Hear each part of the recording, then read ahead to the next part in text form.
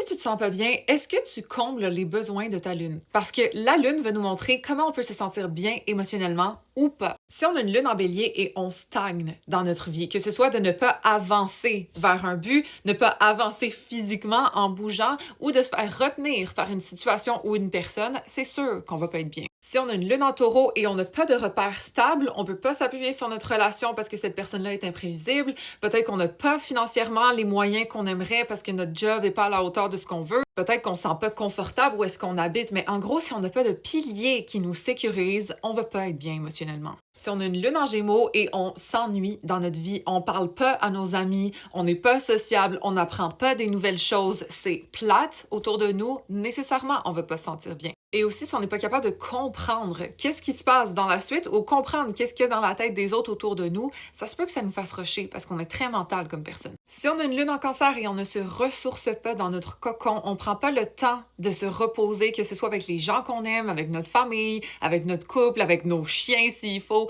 mais si on est toujours épuisé et drainé, nécessairement on va pas se sentir bien. Même chose si on sent qu'on n'est pas sécure émotionnellement avec les autres autour de nous, on peut pas parler de comment on se sent, on doit se résorber dans notre coquille, ça va pas être nice pour notre lune. On a une lune en lion et on se sent pas valorisé dans notre vie, que ce soit professionnellement, on se sent minimisé ou dans nos relations, etc.